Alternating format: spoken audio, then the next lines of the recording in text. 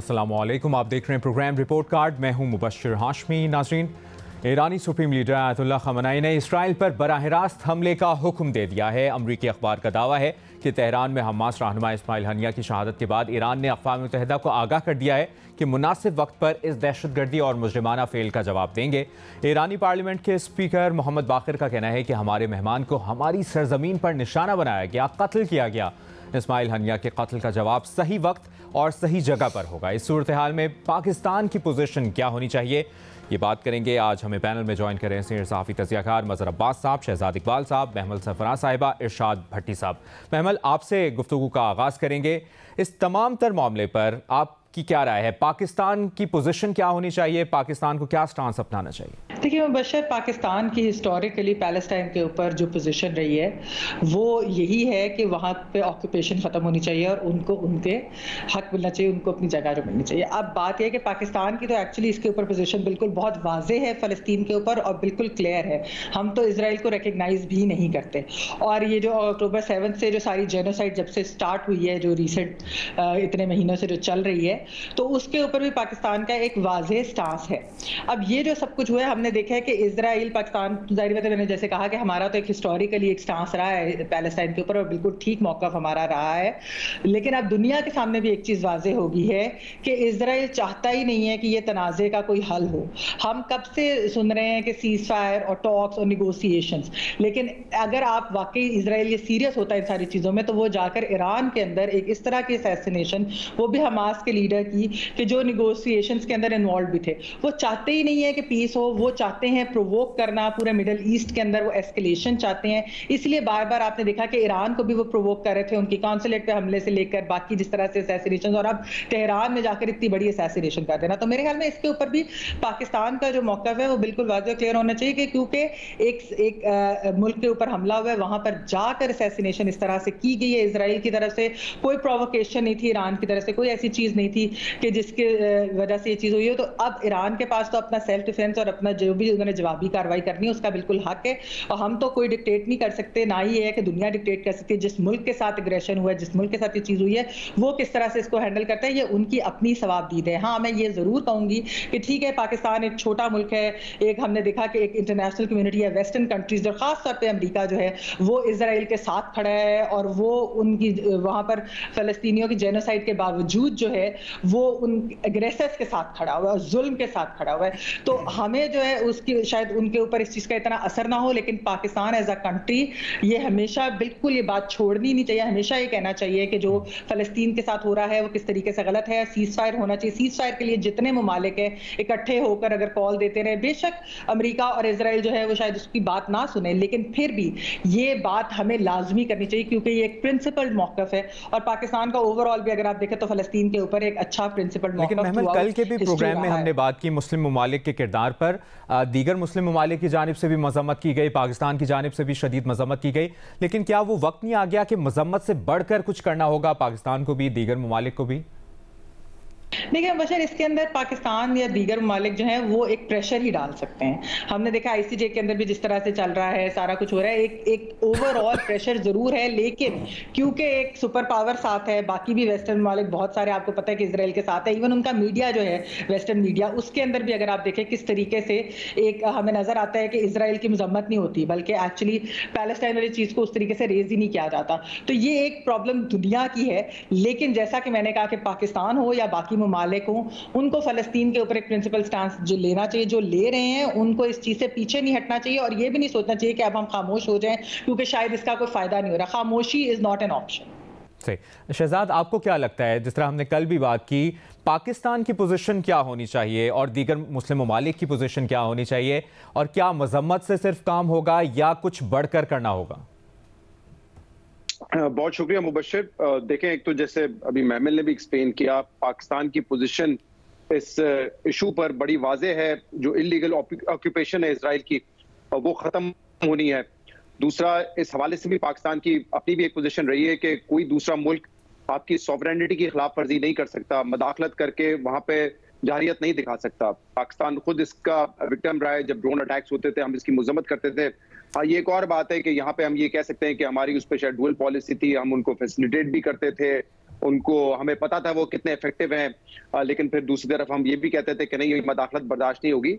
लेकिन बहरहाल पाकिस्तान की जो स्टेटेड पोजीशन है या किसी भी मुल्क की होनी चाहिए, जैसे इस वक्त ईरान की है, कि बाहर से आके आप इस तरह की कार्रवाई नहीं कर सकते, ये आपकी सॉइल की वायलेशन है।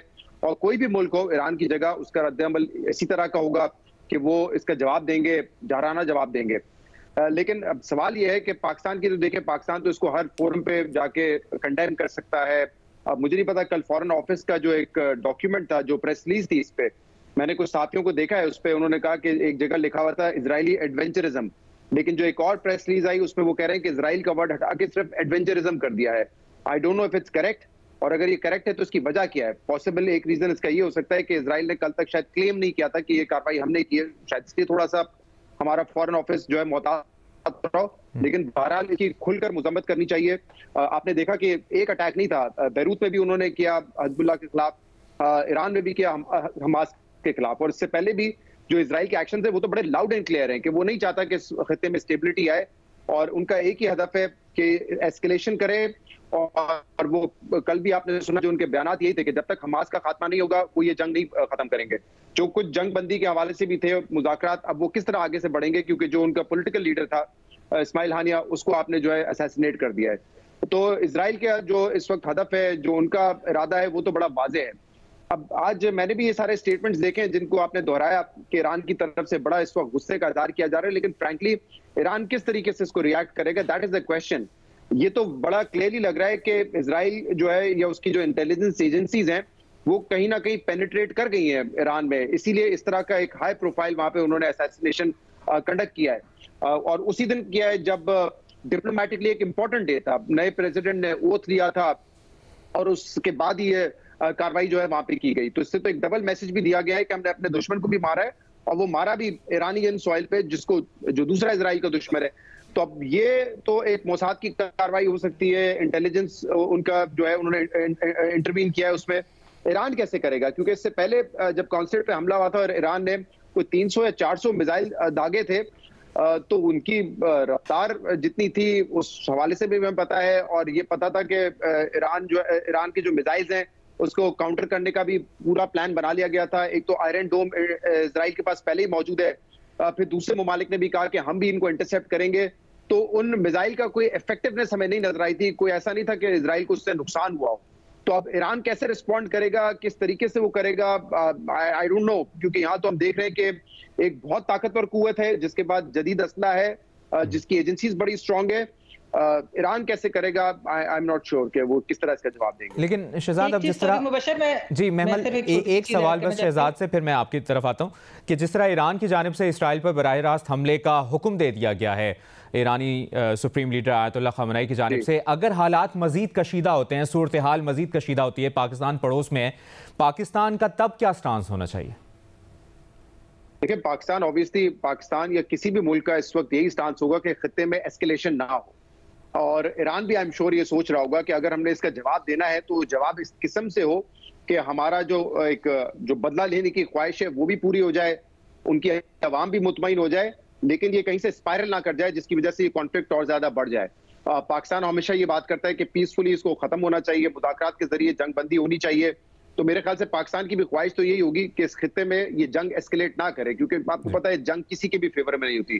पाकिस्तान ऑल्दो इस मिडल ईस्ट रीजन से दूर इस वक्त बैठा हुआ है, लेकिन कल ही आपने देखा था जब ये अटैक हुआ तो ऑयल प्राइसेस बढ़ने लगी, दीगर किस्म के इंपैक्ट आते हैं। लेकिन सबसे बड़ी बात तो ये कि जो कैजुअलिटी होती है, जो ह्यूमन लॉस है, वो सबसे बढ़कर है। और आप देख रहे हैं कि फलस्तीन में इस वक्त क्या हो रहा है। जो हमास का अटैक था 7 अक्टूबर के बाद, उसके बाद जो है हजारों तो बच्चे उन्होंने जो है वहां पे शहीद कर दिए हैं।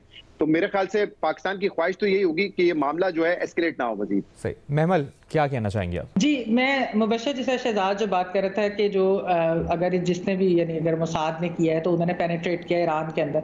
बात यह कि इजराइल जो है, इजराइल के बारे में ये बात बड़ी, अब तो खैर कोई सीक्रेट भी नहीं है कि वो असैसिनेशंस करते हैं, और वो पूरी दुनिया भर में इस तरह की असैसिनेशन जो कैरी आउट करते हैं। और हमने देखा कि इजराइल की देखा देखी जो इंडिया में ने भी जो पॉलिसी इजराइल वाली ही अपनाई है कि कि जो आपने देखा सिख मतलब कनाडा के अंदर उन्होंने एक सिख लीडर की असैसिनेशन कर दिया, फिर अमेरिका के अंदर भी उन्होंने कोशिश की, पाकिस्तान के अंदर, बरतानिया के अंदर, इस तरह की जो चीजें।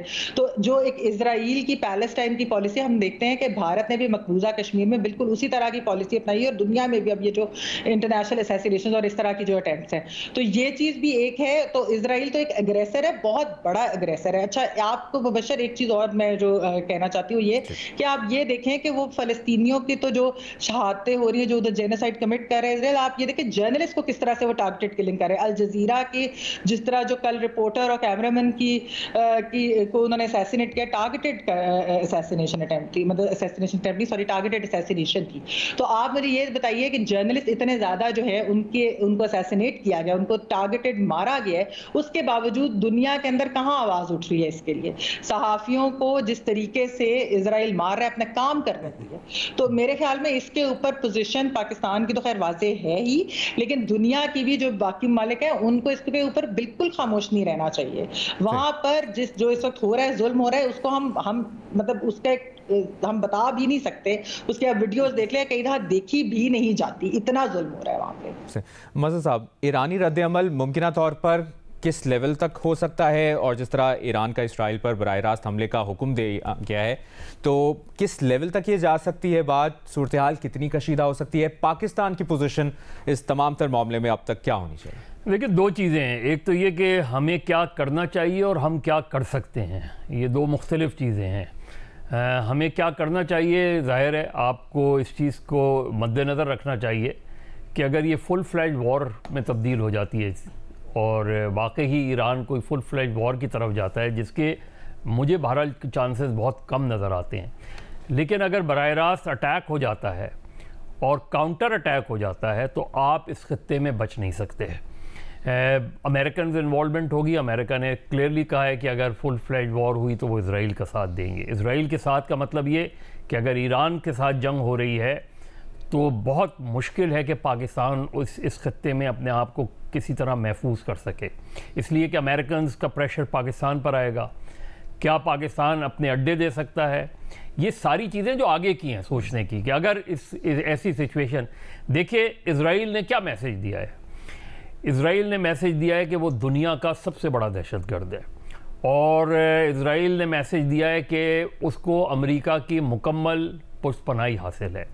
इसराइल ने मैसेज दिया है कि वो दुनिया में किसी मुल्क को और किसी शख्स को जब चाहें वो टारगेट कर सकते हैं, और उन्होंने इससे पहले ईरानी जनरल को टारगेट किया, उन्होंने ईरान के कॉन्सुलेट को टारगेट किया, और अब उन्होंने ईरान के जो मेहमान थे हमास के लीडर, उनको टारगेट किया ईरान के अंदर। ईरान के लिए एक बहुत एम्बैरेसिंग पोजीशन में आके ईरान को खड़ा कर दिया है। अब ईरान की तरफ से रिटेलिएशन बहुत ज़रूरी है। अब रिटेलिएशन ज़ाहिर है, जब इसराइल ने अटैक किया है तो उन्हें ये पता होगा कि इसका काउंटर क्या होगा। Counter attack most probably Iran का थ्रू हिजबुल्ला हो सकता है। उन्होंने कल ही सिर्फ हमास के लीडर को नहीं टारगेट किया, उन्होंने हिजबुल्ला के भी कमांडर को टारगेट किया। एक ही दिन में उन्होंने 2 स्पेसिफिक टारगेट किए उसमें। तो इजराइल तो ऑल आउट वॉर पे है, उसने जेनोसाइड कर दिया है, उसने फ़लस्तीन की नस्लें ख़त्म कर दी हैं, 1 लाख के करीब लोग मार दिए हैं, 70 के करीब सहाफ़ियों को मार दिया है टारगेट करके। तो इजराइल तो ऑल आउट पे है। उसके काउंटर में इर्द गिर्द क्या है? इर्द गिर्द खामोशी है। क्या यूएई ने इजराइल से अपने ताल्लुकात ख़त्म कर दिए जो उन्होंने उनसे डेवलप किए थे? नहीं किए। क्या और ममालिक का जो सॉफ्ट कॉर्नर इजराइल के हवाले से बन रहा था उन्होंने ख़त्म किए? नहीं किए। आप देख लेना, इतना बड़ा हुआ है, क्या हुआ है इस्लामी मुल्क में? कुछ भी नहीं, महज कंडेमनेशन। इससे ज़्यादा और क्या हुआ है? जो फ़लस्तीन में हो रहा है उसके लिए तो उसके हक़ में तो यूरोप के लोग ज़्यादा निकले हैं, यहाँ कितने लोग निकले हैं? तो हमारा जो ओवरऑल रवैया है इस्लामी दुनिया का, वो तो इंतहाई शर्मनाक और काबिल मज़म्मत है। ईरान को टारगेट करके उन्होंने ये मैसेज दिया है कि आपकी इंटेलिजेंस एजेंसीज भी ऐसी हैं, हम जहाँ टारगेट करना चाहें हमने टारगेट करके दिखा दिया आपको, इससे पहले टारगेट करके। अब जाहिर है ईरान ने ये ऐलान तो किया है, लेकिन महज ऐलान काफ़ी नहीं होगा। और ऐलान से ज़्यादा ईरान कहाँ किस हद तक जा सकता है, उसे ज़ाहिर है ये भी देखना है कि वो दुनिया में एक आइसोलेटेड कंट्री है इस वक्त, यानी पाकिस्तान उसके साथ गैस पाइपलाइन तक नहीं जो है एग्रीमेंट में जा सकता। तो ईरान एक आइसोलेशन में है, उसने ये देखना है कि उस आइसोलेशन, अगर वो वॉर की तरफ जाता है तो मज़ीद आइसोलेशन बढ़ेगी, ऐसे में पाकिस्तान पर भी दबाव और बढ़ेगा। तो पाकिस्तान को मैक्सिमम पाकिस्तान क्या कर सकता है, आप यहाँ से एक वफ्द ईरान भेज सकते हैं, उनके साथ सॉलिडारिटी शो कर सकते हैं, उनको एक पॉलिटिकल मॉरल सपोर्ट आप उनके हक में दे सकते हैं। आप इससे ज़्यादा करेंगे तो ज़ाहिर है अमेरिकन प्रेशर्स आपके उसमें आएगा। बाकी आप प्रोएक्टिव रोल, प्राइम मिनिस्टर इस्लामी कंट्रीज़ का दौरा करें, उसमें कोशिश करें कि इन्वॉल्व करें, जो आपके आर्मी चीफ हैं वो दौरा करें इसमें। तो प्रोएक्टिव रोल पाकिस्तान का बनना चाहिए इसमें, क्योंकि अगर फुल फ्लैज वॉर की तरफ जाते हैं तो बाकी इस्लामी ममालिक के मुकाबले में पाकिस्तान जो है वो बहुत ज़्यादा ख़तरे में इस खत्ते में अपने आप को देख सकता है, और देखना चाहिए और उसके बारे में सोचना भी चाहिए। और जिस तरह दीगर मुस्लिम ममालिक की तरफ से मजम्मत आ रही है, जिस तरह आपने जिक्र किया, लेकिन 5 अप्रैल को मुत्तहिदा अरब अमारात ने इसराइल से ताल्लुकात जो हैं वो रवाबित मुअत्तल कर दिए थे। आज सऊदी और ईरानी वज़राए ख़ारिजा की टेलीफोनिक गुफ्तगू भी हुई है। इरशाद भट्टी साहब, आपको क्या लगता है से कि मुबशर मुअत्तल और मुनक़ता करने में फ़र्क है? सही, बिल्कुल सही। उसूली तौर पे तो मुनक़ता होने चाहिए ना, लेकिन मुअत्तल खैर चले। सही, यही बात भट्टी साहब। जनाब स्पीकर, पहली बात तो ये है कि इस्माइल हानिया की शहादत पर दिल दुखी है। क्या लोग हैं ये, क्या लोग हैं ये कि घर बार गया, दर बदर हुए, बच्चों पोतों तक कुर्बान कर दिए, नस्लें कुर्बान कर दी। अभी नहीं इस्माइल हानिया साहब के तीनों बेटे पोते तक शहीद हो गए, मगर इनके जज्बे जवान हैं, इनकी हिम्मतें हौसले बुलंद हैं। क्या लोग हैं ये। और जनाब स्पीकर, यहाँ ये ज़रूर ज़िक्र करता चलूँ कि फ़लस्तीनियों की एक नस्ल कत्ल कर दी गई है। बच्चों, बूढ़ों, ख़वातीन को गाजर मूलियों की तरह काट दिया गया है। गज़ा कब्रिस्तान बन चुका है, लाखों खुले आसमान तले हैं, ना पानी है और ना खुराक है। और जनाब स्पीकर, मुसलमान मुल्क, अरब लीग, OIC, इनकी बेज़मीरी तो कमाल है ना, कमाल बेज़मीरी है कि इतना भी ना हो सका कि तिजारती और सफारती बाइकाट ही कर लेते। बाकी तो आप किसी जोगे ही नहीं थे, तिजारती और सफारती बाइकाट ही कर लेते मिलकर, तो अब तक ये मसला हल हो चुका होता, क्योंकि ये मफादात की दुनिया है, जज्बात की दुनिया नहीं है।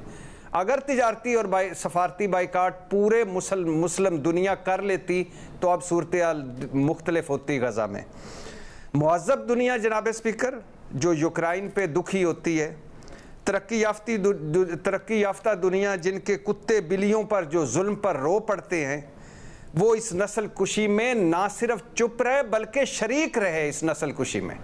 उनकी मुनाफ़कत को भी सलाम। जनाब स्पीकर, यहाँ ये भी बताता चलूँ कि इस्माइल हानिया शहादत पर कुछ सवाल हैं जो हल तलब हैं। पहला है कि ईरान और तेहरान में ये सब कुछ हुआ, मतलब अब बाकायदा इस दुनिया में ये साबित हो गया कि जिसकी लाठी उसकी भैंस। दूसरा, ये मुखबरी है या गद्दारी है? ईरान का सिक्योरिटी सिस्टम कहाँ है, इंटेलिजेंस सिस्टम कहाँ है? और इस तरह के जो होते हैं लोग, उनकी रिहाइश गाहें बदली जाती हैं, रिहाइश गाह का कैसे पता चला और ये सब कैसे हुआ? अब आ जाइए जनाब कि ईरान ने कहा है कि बराह रास्त हमले का ऐलान करेंगे। क्या हमला करेंगे और किस पर हमला करेंगे? जनाब स्पीकर, निकल आए ख्वाबों की दुनिया से, आइडियलिज्म की दुनिया से। सच्ची बात है और हकीकत है कि जब 56 मुसलमान मुल्क, 1.5 अरब मुसलमान, सब बढ़के सारे दावे, सारे कुछ, सब कुछ हार चुका है। टेक्नोलॉजी जीत गई है जनाब स्पीकर, और मान जाएं कि टेक्नोलॉजी जीत गई है। पे दर पे वाक़यात हुए हैं। आप हमें वो अमेरिकन डॉक्यूमेंट्स रिलीज़ हुए, उन्होंने एक तालिबान रहनुमा को मारा, तो वो इस पर 5 मिनट बहस करते रहे कि उनके साथ लेटी उनकी बेगम को कोई नुकसान ना हो। इतना वाज़े नज़र आ रहा था वाइट हाउस में। तो टेक्नोलॉजी जीत गई है। आपके सारे ये दावे दुबे हैं। हाँ, आप फेस सेविंग के लिए अच्छी बात है, आप बुलंदोबाज दावे करते रहें। और जब अमेरिका, बरतानिया, यूरोप इसराइल के साथ होगा, टेक्नोलॉजी उनके हाथ में होगी, तो आप क्या कर लेंगे। और सबसे बड़ी टेक्नोलॉजी है मुआशी टेक्नोलॉजी, और जो कुछ आपके साथ हो रहा है, जो कुछ हो चुका है, जो है वो आपके सामने है। अब आ जाइए जनाब स्पीकर अपनी बात आपको, और मुस्लिम दुनिया की एक और बात सुनिए कि जिस तरह जब हम पे ड्रोन अटैक्स हो रहे थे ना, तो हमारे सदर जरदारी थे। अब किताबों में 4 किताबों में तो मैं पढ़ चुका हूँ अमेरिकन की, तो सदर जरदारी ने कहा आप ड्रोन अटैक्स करते रहें, हमारे बंदे मारते रहें, हम मुजम्मतें करते रहेंगे, लेकिन इससे फिक्र ना कीजिएगा। यही हाल फ़लस्तीन पर पूरी मुस्लिम दुनिया का भी रहा है कि आप अल्हम्दुलिल्लाह करते रहें, हम मुअत्तल करते रहेंगे, मीटिंगें करते रहेंगे, टेलीफोन करते रहेंगे, लेकिन आपने घबराना नहीं है, आपने अपना काम जारी रखना है। अब आ जाइए अपने पे। आज मैं आपको कह रहा हूं कि अगर इसराइल से हमारे तल्लुकात भले वक्तों में हमने ना बाइकआउट कर चुका होता, ना तस्लीम किया होता, ना हमने उसको माना होता, तो आज करना होता तो हम ना कर पाते। क्योंकि आज एक तो हम अगर इसराइल से हमारे थोड़े से भी तल्लुकात होते, हम उनसे कर्जा ज़रूर ले चुके होते, भारत और इसराइल दोनों के मकरूज़ होते। और दूसरी बात यह कि हमारे में इतनी सख्त और ताकत ना होती कि हम ये करते। ये भले वक्तों की पॉलिसी है जो चली आ रही है, और अवाम इस पर चूँकि मुत्तफिक है, कई मरतबा एफर्ट्स हुई हैं, कर नहीं पाए क्योंकि अवाम साथ नहीं है। अब जनाब स्पीकर, डायरेक्शन लेस पाकिस्तान और लीडरशिप लेस पाकिस्तान, सवाल ये है कि आप करना क्या चाहते हैं। वो भी कोई नहीं आपको नजर आता, कुछ भी नहीं करना चाहते। सवाल ये कि आप कर क्या सकते हैं। हम कुछ करने की पोजीशन में हैं, हमारा दुनिया में कोई किरदार रह गया है, हमारी दुनिया में कोई हैसियत और औकात है, हमें दुनिया में कोई सीरियस लेता है। यूएई में जिसमें 24 शहरों पर पाबंदी लगा दी और पाकिस्तान के कि ये भिखारी हैं, सऊदी अरब में जो हाल हमारा है, जो पूरी दुनिया में हमारा इमेज का फलूदा बन गया, हम कहाँ खड़े हैं, हम कर क्या पाएंगे, हम कर क्या सकते हैं। और जनाब स्पीकर, मकबूजा कश्मीर पर हमने क्या कर लिया, इराक में जब कुछ हो रहा था हमने क्या कर लिया, शाम में हमने क्या कर लिया, फ़लस्तीन में नस्ल कुशी हो चुकी हमने क्या कर लिया। और छोड़ें जनाब स्पीकर, आप गैस पाइपलाइन ही बिछा लें, फ़लस्तीन तो बहुत बड़ा काज है, ईरान के साथ गैस पाइपलाइन ही बिछा लें अगर आपकी कोई हैसियत और औकात है। जनाब स्पीकर, हम ना कुछ कर सकते हैं, ना हमने कुछ करना है। हम डरी डरी मुजम्मतें, सहमी हमदर्दियाँ और गोल मोल से जवाबों में करते रहेंगे। और इस वक्त तो पाकिस्तान अल्हम्दुलिल्लाह जिस तरह हमने मिल मिलाकर उसको माशी बुरान में धकेला हुआ है, दहशतगर्दी के बुरान में धकेला हुआ है, नफरत और तकसीम में धकेला हुआ है, और जिस तरह बड़ी कुर्सियों पे छोटे लोग बैठे हुए हैं, और जिस तरह का लीडरशिप बुरान है, हम कुछ भी नहीं करने जोगे। हम तो ये भी नहीं करने जोगे कि इस मौके पे क्या कहना है और क्या नहीं कहना। तो लिहाजा दुख और तकलीफ की बात यह है कि दुनिया में अब इंसान जज्बात, इमोशंस हार गए हैं, टेक्नोलॉजी जीत गई है, मफादात जीत गए हैं, बाकी सारी बातें हैं, किससे कहानी है। ठीक, एक ब्रेक लेनी है और ब्रेक के बाद इसी मौजू पर मजीद हम डिस्कशन करेंगे। पैनल हमारे साथ मौजूद है, हमारे साथ रहिए। ब्रेक के बाद एक बार फिर प्रोग्राम में खुशामदीद कहेंगे। शहजाद, एक तो जो ब्रेक से पहले इरशाद भट्टी साहब बात कर रहे थे टेक्नोलॉजी और मुआशी टेक्नोलॉजी की, जिसमें हम बहुत पीछे रह गए हैं, एक ये बात, और दूसरा आपका इस पर भी कमेंट चाहेंगे कि 14 दिसंबर 2015 को एक इस्लामी फ़ौजी इत्तेहाद तश्कील दिया गया था, वो भी तो कोई किरदार अदा कर सकता है इस तमाम तर मामले में? नहीं, मुझे नहीं लगता मुबश्शिर कोई भी किरदार अदा कर सकता है और करना नहीं चाहता। मिडल ईस्ट में भी हमने यही देखा है, पहले भी वो इस बात की हिमायत कर रहे थे कि इजराइल से जो है ताल्लुकात डेवलप करें, और अभी ब्रेकडाउन जरूर हुआ है, लेकिन ऐसा नहीं लगता कि ये मुस्तकिल होगा। गाजा की अगर ये जंग बंदी होती है तो उसके बाद मेरे ख्याल से दोबारा आप देखेंगे कि मिडल ईस्ट के जो कंट्रीज हैं वो दोबारा कोशिश करेंगे ताल्लुकात बहाल कर लें। तो मुझे लगता है ये एक टेम्परेरी फेज है। जहाँ तक पाकिस्तान की बात है, आपको पता है कि ठीक है हम न्यूक्लियर पावर है, हमारी एक बहुत बड़ी फोर्स है, बट आपको भी पता है कि पाकिस्तान के माशी हालात क्या हैं। मैं तो सिर्फ ये सोचता हूँ कि अगर इस वक्त तेल की कीमतें, गैस की कीमतें बढ़ने लगे तो आपको पता है कि हमारे लिए सस्टेन करना वो बड़ा मुश्किल हो जाता है। हमारे पास इस वक्त जो भी रिजर्व्स हैं वो अपने नहीं है, या तो वो उधार पे लिए हुए हैं या हमने पैसे वापस करने हैं। तो मुझे नहीं लगता कि किसी भी सूरत हाल में हम ये कह सकते हैं कि इस जंग में हम आगे बढ़ के हिस्सा लेंगे और बहुत बड़ी पार्टिसिपेशन करेंगे। पाकिस्तान के माली हालात इस बात की इजाजत नहीं देते। हमारे अपने बहुत सारे इशूज हैं। कौन सा ऐसा फॉल्ट लाइन है जो इस वक्त एक्सपोज नहीं हो चुका है? पारा चिनार को आप देखें, बलूचिस्तान को आप देखें, खैबर पख्तूनख्वा के इस वक्त दहशतगर्दी के हालात देखें, माशी हालात देखें, सियासी हालात देखें। तो मेरे ख्याल से पाकिस्तान का फोकस इस वक्त ये होना चाहिए कि मुल्क में दुनिया में कोई ऐसी एस्केलेशन ना हो जिसके नेगेटिव असरात हो पाकिस्तान के ऊपर, और पाकिस्तान को अपने मसाइल फिलहाल जो है वो हल करने हैं। मैं ये नहीं कह रहा हूं कि जो इजराइल कह रहा है उसको आप तस्लीम कर लें। बिल्कुल आपको इसके खिलाफ आवाज उठानी चाहिए। आपको इस इशू पे, जैसे कि मैंने अपने पहले जवाब में कहा, ईरान के साथ खड़े होना चाहिए। लेकिन इस वक्त तो ईरान, जो मैं तो जिन लोगों को सुन रहा हूँ, जिन कमेंटेटर्स को, मैं कोई फॉरेन पॉलिसी एक्सपर्ट नहीं हूँ, ना मैं कोई वॉर गेमिंग का एक्सपर्ट हूँ, लेकिन वहां पे भी यही आवाजें सुनने में आ रही है कि ईरान का भी रिस्पॉन्स एक ऐसा रिस्पॉन्स होना चाहिए जिससे जो एक गुस्सा है, जो उनको एम्बैरेसमेंट भी है, उसका जवाब भी दिया जा सके। लेकिन ये जंग जो है बढ़े ना, एस्केलेट ना हो, ये स्पाइरल ना हो। ऐसा नहीं हो कि फिर दोबारा इजराइल अटैक करे, क्योंकि इजराइल का तो अजाइम हमें पता है कि इस वक्त क्या है। और आपने देखा है, मैं जो बात कर रहा हूँ कि इस वक्त सूरत हाल है, ईरान ने पहले भी यही किया है। ईरान ने एक सिंबॉलिक अटैक किया जिससे कोई फर्क नहीं पड़ा इजराइल को, फिर ईरान चुप करके बैठ गया। इजराइल ने दोबारा अटैक किया और उसके बाद ईरान ने कोई जवाब नहीं दिया। तो जो हमने रिसेंट पास्ट में देखा है कि ईरान भी बहुत टॉल क्लेम्स करता है, लेकिन जो उनकी तरफ से जो एक्शंस है वो उसको मैच नहीं कर रहे होते हैं, वो बिल्कुल मुख्तलिफ नजर आ रहे होते हैं। तो मैं जो बात करूं, मेरे ख्याल से एक रियलिस्टिक अप्रोच है, और यही शायद अप्रोच है। इसको आप कहें कि दुनिया में कमजोरी है मुस्लिम ममालिक की, तो बिल्कुल ठीक है, ये फैक्ट बात है। महमल, आप भी एग्री करेंगी शहजाद की इस बात से? और साथ ही इस्लामी फौजी इत्तेहाद क्या रोल प्ले कर सकती है इसमें? देखिए बशर, एक जो चीज़ ईरान के बारे में हमने देखा कि जब ये स्टार्ट हुई जंग, और फिर जो हमने इजराइल का एग्रेशन और जो सारा कुछ हमने नस्ल कुशी वगैरह कर देखा, उसके अंदर ईरान ने एक रिस्ट्रेंट का भी मुजाहरा किया।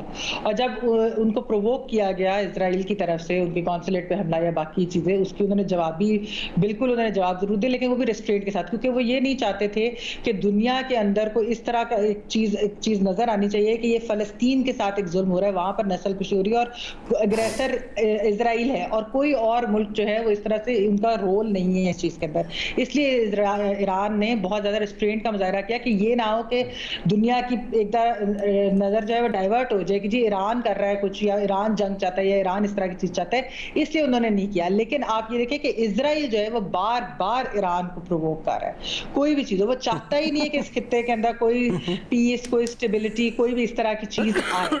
तो अब जो जवाबी कार्रवाई, जाहिर बात है कि आप ईरान की जितनी सख्त होगी, जितनी ताकत होगी, उसके मुताबिक ही दे सकता है, कोई भी मुल्क उसी तरह से कर सकता है। लेकिन इसके अंदर एक जो वेस्टर्न डुप्लिसिटी या वेस्टर्न हिपोक्रेसी मैं कहूंगी वो ये है कि आप रशिया और यूक्रेन की वॉर उठा के देख लें, जिसके अंदर एक एग्रेसर के खिलाफ जिस तरह से वेस्ट ने यूक्रेन के ऊपर जो पोजीशन ली, क्या आपने पैलेस्टाइन के ऊपर किसी को ये पोजीशन लेते हुए देखा?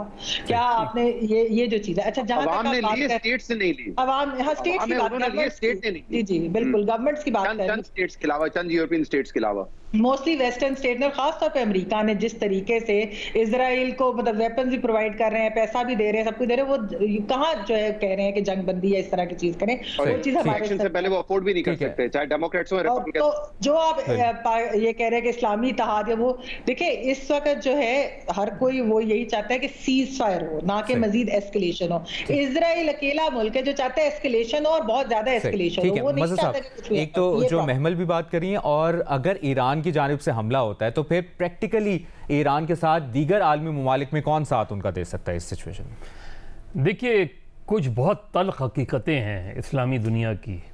उनमें से एक तल्ख हकीकत यह है कि इस्लामी दुनिया में और अरब कंट्रीज़ में डेमोक्रेसी पे यकीन नहीं किया जाता। वहाँ बादशाहतें हैं, वहाँ मज़ाहमती तहरीकों को कुचलने की बातें होती हैं, और फ़लस्तीनी कॉज पर इसीलिए लिप सर्विस है क्योंकि वो जो अपराइजिंग है, जब आप देख लें कि जब सीरिया को तबाह किया जा रहा था तो इस्लामी दुनिया का क्या रवैया था। अरब स्प्रिंग ऑनवर्ड्स अगर आप देख लें ना कि क्या हुआ, अरब स्प्रिंग के बाद इजिप्ट में इलेक्शंस हुए, लेकिन उसके बाद उनके नताइज को वो बदल दिया गया सारा। तो बुनियादी तौर पे जो मजमूई तौर पे जो अरब कंट्रीज़ हैं, इस्लामिक कंट्रीज़ हैं, ये ना रेजिस्टेंस को पसंद करती हैं, ये ना डेमोक्रेसी को पसंद करती हैं, ये ना फ्रीडम ऑफ आप देखें ना, पूरी इस्लामी दुनिया में शायद पाकिस्तान वाहिद मुल्क है कि जहां आपको जो है मीडिया इस तरह का मिलेगा जो वाइब्रेंट भी है, जहां जर्नलिस्ट, वरना तो आप तसव्वुर नहीं कर सकते अल जजीरा को बंद करने के लिए कितने एफर्ट्स हुए हैं, कितनी कोशिशें हुई हैं। तो जहां माइंडसेट ये हो तो वो कहीं ना कहीं इवन ईरान के हवाले से क्या इस्लामी दुनिया में ईरान के हवाले से क्या परसेप्शन है दुनिया का, इसमें इस्लामिक कंट्री की बात कर रहा हूँ। तो जहां इस्लामिक कंट्री और अरब कंट्रीज़ में इन चीज़ों को पसंद ही नहीं किया जाता, तो कहीं ना कहीं एक नज़र ये आता है कि शायद वो बोल नहीं पाते, लेकिन फ़लस्तीनियों की जो अपराइजिंग है आज से नहीं, ये आप 70s से उठा लें, आप 70s से देख लें, जब थर्ड वर्ल्ड और अरब कंट्री में ऐसे ममालिक थे कि जो तैयार हो रहे थे, इस्लामी दुनिया बन रही थी उस वक्त, तो हमारे यहाँ इजराइल के पास वो अटैक कर रहा है। कमेंट आ गया। भट्टी साहब, आप क्या ऐड करेंगे, कंक्लूड कीजिएगा इस डिस्कशन को। जनाब स्पीकर, के क्या हम कौम को बताना चाह रहे हैं? ईरान ने सब्र का किया, ईरान ने तहम्मुल का मुजाहरा किया, ईरान ने रिस्टेन किया। और भाई ईरान कर क्या सकता है? क्या कर सकता है अमेरिका, बरतानिया, यूरोप, इसराइल के गठजोड़ के सामने ईरान कुछ कर सकता है? इस कौम को हकीकत बताएं, इस मुस्लिम दुनिया की अपनी औकात बताएं, मर्ज की तशखीस करें, फिर आगे बढ़ें। जो मुल्क अपने दारुल हुकूमत में अपने मेहमान को महफूज नहीं रख सकता, उसने क्या जवाबी कार्रवाई करनी है? क्या उसने आगे बढ़कर उसने रिस्टेन और सब्र करना है? कि ये दुनिया बदल चुकी है भाईजान, ये टेक्नोलॉजी की दुनिया है, साइंस की दुनिया है, ये पैसे की दुनिया है, मईशत की दुनिया है। इधर कुछ भी नहीं। अब ये छोड़ दें खाली खुली बातें कि वो उसने उसको रोका, उसने उसको रोका, उसने उसको रोका, हमने इसराइल को तस्लीम नहीं किया, खेत मिट्टी हमने अपने आप को तस्लीम कर लिया है। हम जो अपना हाल खुद कर चुके हैं, हमें किसी चीज़ की ज़रूरत है? और इस मुल्क का जो सवा सत्यानाश कर दिया, 24-25 साल बाद मुल्क तोड़ दिया, और आज भी जो कुछ कर रहे हैं, हमें और कुछ करना है, इस मुस्लिम दुनिया को कुछ करना है। वो पुरानी बातें थी, एक जब हमारा मुस्लिम उम्मा भी होती थी, अरब लीग भी होती थी और चीज़ें भी होती थी। तो खुदा के लिए इस कौम को बताएं, इस मुल्क को बताएं कि आपकी औकात कितनी है, दुनिया कितनी बदल चुकी है। भिखारी जिनके कशकोल हाथ में हो, उन्होंने क्या करना है?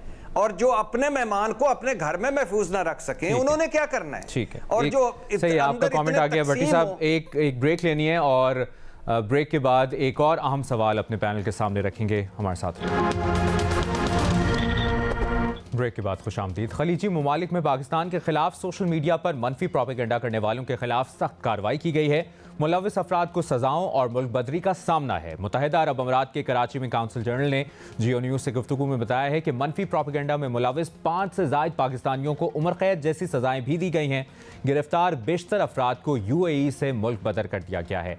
सवाल हमारा पैनल के सामने ये है कि UAE से प्रोपेगेंडा पर मुल्क बदर शख्स के लिए हुकूमत पाकिस्तान को क्या कवानीन बनाने चाहिए? महमल, आपसे आगाज़ करें। देखिए मुबशर, इसके अंदर जो सबसे एक अहम चीज़ है, आपने ये बात पहले भी डिस्कस की थी, जो एक लेबर के हवाले से भी हमने इधर जो डिस्कशन हुई थी गल्फ कंट्रीज़ के अंदर किस तरह से होता है। असल प्रॉब्लम ये है कि पाकिस्तान के जो लोग बाहर काम करने के लिए जाते हैं, क्या उनकी कोई बेसिक ट्रेनिंग होती है? क्या पाकिस्तान की हुकूमत जो है, स्टेट जो है, वो कोई इस तरह की जो ट्रेनिंग या अवेयरनेस कैंपेन्स और ये चीज़ें कि जिस मुल्क में वो जा रहे हैं उनके कवानीन क्या हैं, जो लोग जा रहे हैं उन्हें पता हो कि ये कवानीन है, इनको फॉलो करना है, इनको तोड़ना नहीं, इसके रिपरकशंस क्या हो सकते हैं, इसके कॉन्सिक्वेंसेस क्या हो सकते हैं। अगर वो ये नहीं करेंगे तो उसका नुकसान जो है, अब पाकिस्तान जो चीज़ कर सकता है वो ये कि जो लोग मुल्क बदर भी होते हैं या जो आगे फ्यूचर में भी जिन्होंने जाना है काम के हवाले से, खासतौर पर जो गल्फ कंट्रीज के अंदर, कि उनको बताएं कि वहाँ पर क्या कवानीन है, उसको क्या चीज़ करनी चाहिए। क्योंकि उसका नुकसान ये होगा मुबशर का, खुदा न खास्ता कल को कोई मुल्क हम पर पाबंदी लगा दे। आपको पता है कि पाकिस्तान के जो बहुत सारा हमारे जो रिमिटेंसेज आती हैं, वो बाहर से जितने भी $बिलियन डॉलर्स आते हैं, उनमें बहुत बड़ा हिस्सा जो है वो गल्फ कंट्रीज का है और हमारे लेबर क्लास का है। तो अगर कल को कोई पाबंदी आए इस तरह की हो जाती है इन चंद लोगों की वजह से, जो जिस तरह के एक कोई भीख मांगने चले जाते हैं ग्रोह, कोई और इस तरह के क्राइम्स करते हैं या कोई जो वहाँ के लॉज ब्रेक करते हैं, तो उसका नुकसान ये होगा कि बाकी लोगों को भी ना वीज़े मिलेंगे, ना उनको बुलाया जाएगा, ना उनको वो काम करने की उनको सहूलियात मिलेंगी, और पाकिस्तान को उसका बहुत ज़्यादा इकॉनमी को भी नुकसान होगा और लोगों को भी जनरली बहुत ज़्यादा नुकसान होगा। सही। शहजाद, आप क्या कहेंगे इस पर? हुकूमत पाकिस्तान को क्या कवानीन बनाने चाहिए UAE से प्रोपेगेंडा पर जो मुल्क बदर शख्स है उसके लिए? मुबशर, ये 2-3 चीजें जो सामने आई हैं अब UAE की तरफ से, पाकिस्तान के जो लोग माइग्रेट करते हैं वहाँ काम के लिए, वो बड़ी कंसर्निंग है। जिसमें एक बात ये भी है कि वहाँ बैठ के आप सोशल मीडिया पे उस तरह की बातें नहीं कर सकते जैसे आप पाकिस्तान में करते हैं। वो एक क्लोज्ड सोसाइटी है, वो पॉलिटिकल एक्टिविटीज की इस तरह की बातों को इजाजत नहीं देते हैं। परवेज मुशर्रफ इतने टाइम वहां पर रहे, उनकी पॉलिटिकल एक्टिविटी कुछ नहीं थी, फिर भी चले वो एक प्रेसिडेंट थे, ताल्लुकात अच्छे थे, उनको वहां पे एक घर में ही पार्टी ऑफिस टाइप का बनाने की इजाजत थी। अदरवाइज ऐसा नहीं था कि वो वहां बैठ के प्रेस कॉन्फ्रेंस कर सकते थे, फलाना कर सकते थे। हमारे दूसरे लीडर्स भी दुबई में मुलाकातें करते रहे हैं, यूएई में करते रहे हैं, बेनजीर भुट्टो वगैरह, लेकिन खुलकर वहां पे सियासी एक्टिविटी की उस तरीके से एक आम शख्स को इजाजत नहीं होती थी। उसकी अवेयरनेस जरूरी है, और ये सिर्फ स्टेट की जिम्मेदारी नहीं है, उनकी खुद की भी जिम्मेदारी है, जो एजेंट्स उनको भेज रहे हैं उनकी भी जिम्मेदारी है। लेकिन जो दूसरी बातें भी सामने आई है वो बड़ी कंसर्निंग है कि देखें, हम हमेशा ये बात करते हैं कि पाकिस्तान से इतना लेबर जाता है, अगर यही लेबर आपका ज्यादा स्किल्ड हो तो वहां जाके जो पैसे कमा रहा है उससे डबल ट्रिपल वो पैसे कमा सकता है, पाकिस्तान में रेमिटेंस भेज सकता है, खुद खुशहाल रह सकता है, अपनी फैमिली को ज्यादा खुशहाल कर सकता है। लेकिन हमने इस एंड पे भी काम नहीं किया। हम बेशतर मर्तबा बात करते हैं कि वोकेशनल ट्रेनिंग करेंगे, फलाना करेंगे, बट फ्रैंकली नाम एजुकेशन सेक्टर में अपनी आवाम के लिए ज्यादा कुछ कर सके हैं ना, तो उनकी इस ट्रेनिंग के हवाले से, उनकी स्किल डेवलपमेंट के हवाले से हम बहुत कुछ कर सके हैं। फिर ये जो भीख वाला फैक्टर है, आप खुद सऊदीया में रहे हैं, बल्कि अभी भी आप होकर आए, आपको पता है कि चाहे मस्जिद नबी हो, मक्का में आप मस्जिद में चले जाएं, और अगर आपने शलवार कमीज पहना हो जो हम पाकिस्तानी पहनते हैं, तो 4 से 5 लोग आपको टकराएंगे और वो पाकिस्तानी होंगे और आपसे मदद मांग रहे होंगे या भीख मांग रहे होंगे, क्योंकि वो पहचान जाते हैं कि ये शलवार कमीज वाला पाकिस्तानी। मतलब वो आपको दौरान तवाफ भी जो है आपको पकड़ के बात करने की कोशिश करेंगे कि हमारा वीजा गुम गया, हमारा पासपोर्ट गुम गया, मेरे पैसे चोरी हो गए, हेल्प करें। और हैरानकुन बात ये होती है कि सबका उसी दिन पासपोर्ट गुमा होता है, और उस दिन आपको कितने लोग हम सारे एक्सपीरियंस कर चुके हैं, और इससे जब बड़े एम्बैरेसमेंट होती है वहां ये सोच के कि देखें ये हालात हैं। अब इसमें देखें, we can debate a lot, ये गलती उन लोगों की भी है, लेकिन हमारे यहाँ जो सिर्फ माशी हालात है उसका भाई बहुत बड़ा फैक्टर है। ये जो लेबर भी जाते हैं वहां पे कोई बहुत अच्छे हालात में नहीं रहते, तो आइडियली तो कोई घर छोड़ के नहीं जाना चाहता कि अपने 20 बच्चों को 2-3 साल तक देखें ना, आप वहां पे काम करें। तो हमारे अब यही है कि विशेष ही हमारी के अच्छे हालात होते हैं कि यहाँ पे लेबर खुद काम कर रहा होता है, खुद पैसे कमा रहा होता है, बजाय इसके कि वहां जाके ड्राइविंग करें, यहाँ पे स्किल सीख के वो काम कर रहे होते हैं। बट अनफॉर्चुनेट सर्कमस्टांसेस हैं। लेकिन जब हमें पता है कि अब बड़ी लेबर हमारी वहां पे जाती है, और छोड़ दें इस पर्सपेक्टिव से कि वो रेमिटेंस भेजते हैं, सिर्फ इस पर्सपेक्टिव से कि वो अपने जो फैमिली मेंबर्स हैं, बच्चे हैं, उनको एक अच्छी जिंदगी के लिए वहां पे जाते हैं वो देने के लिए, तो उनकी अवेयरनेस में हमें इजाफा करना चाहिए इन सारी चीजों को लेके, चाहे वो स्किल्स हो, चाहे इस तरह की एक्टिविटीज हो कि वहां जाके कोई आप गलत भीख मांगने लग जाए, कुछ और करें। अवेयरनेस जिसकी शहजाद बात कर रहे हैं, जिस अवेयरनेस की बात करें, किस तरह से डेवलप की जा सकती है, और हुकूमत पाकिस्तान को कितना अमली इकदाम करने की जरूरत है इस मामले में? देखिए, सिलसिला शुरू हुआ था 70s में, जब 70s में पासपोर्ट की कीमत कम की गई, वीज़े कि ज़्यादा वीज़े खोले गए। उसकी स्प्रेड क्या थी? स्प्रेड ये थी कि यहाँ आपके पास वो जॉब्स अपॉर्चुनिटीज़ नहीं थी, तो लोगों को एक नौकरी के ज़राए मिले, और उसमें जैसे शहजाद कह रहे थे कि सबसे ज़्यादा लेबर गई और लाखों की तादाद में लोग गए। प्रॉब्लम हमारे यहाँ उस वक्त से आज तक क्या रही है कि आपके जो कॉन्सुलेट्स हैं ये पॉलिटिसाइज्ड हैं, ये वो काम ही नहीं करते जो काम इन्हें करना चाहिए। इन्हें इन सारी चीज़ों पे नज़र रखने की ज़रूरत है कि कौन से पाकिस्तानीज़ हैं, किस तरह की, जैसे अब यही जैसे अब अभी मिसालें दी गई, और बहुत सी इवन क्रिमिनल एक्टिविटीज़ में आप देखें कि सऊदीज़ या इवन अरब कंट्रीज़ में कितनी जेलों में पाकिस्तानी हैं, वो किन किन क्राइम्स में मुलव्वस हैं, कौन कौन के उसमें वीज़े की अलग प्रॉब्लम्स हैं, दीगर अलग प्रॉब्लम है। ये आपके कॉन्सुलेट करते क्या हैं, ये आपकी एम्बेसीज कर क्या रही हैं, इनका कभी किसी ने हिसाब लिया कि ये किस तरह, क्या सबसे ज़्यादा तो अवेयरनेस का रोल इनका बन सकता है। फिर यहाँ से जो जैसे स्किल्ड लेबर, बिल्कुल ये बात ठीक है कि आप ट्रेन करके लोगों को भेजें। असल चीज़ ये कि आपको अपने शहरियों पर नज़र रखने की ज़रूरत है कि वो इस तरह की अगर एक्टिविटीज़ होगी, अब ज़ाहिर है उधर अगर किसी को 7 साल 14 साल 15 साल सज़ा होगी और उसके बाद वो डिपोर्ट होगा, तो फिर जाहिर है यहाँ भी देखना पड़ेगा कि उसका ट्रैक रिकॉर्ड क्या रहा है या वहीं जाके उसने ये सारी एक्टिविटीज़ की हैं। इन सारी चीज़ों को हमने कभी भी इन चीज़ों की तरफ दूसरा प्रॉब्लम तो आप क्या है, जैसे अब मुझे नहीं समझ में आई कि जो अभी एक ब्रिटिश जर्नलिस्ट था, आप उसका वो इंटरव्यू कैंसिल कर देते कि वो जो इंटरव्यू उसने इमरान खान साहब के साथ इंटरव्यू करने के लिए उसने दरख्वास्त दी थी, वीज़ा कैंसिल कर दिया। वीज़ा कैंसिल करके आपने अपने उसकी तो स्टोरी बन गई, वीज़ा कैंसिलेशन करके आपने उसकी स्टोरी तो बना दी, आपने अपने लिए एम्बैरसमेंट एक खड़ी कर दी उसमें। आप वीज़ा कैंसिल करने के बजाय उसका इंटरव्यू कैंसिल कर देते, ख़त्म हो जाती बात, आगे चीज़। तो बेसिकली जो ये इशू है ये बहुत सीरियस इशू है। इसका ताल्लुक सिर्फ अरब कंट्रीज, सिर्फ यूएई से नहीं है, इसका ताल्लुक आपकी दीगर ममालिक में जो पाकिस्तानी है, और इसमें सबसे इंपॉर्टेंट रोल आपके कॉन्सुलेट और एम्बेसीज का है। भट्टी साहब।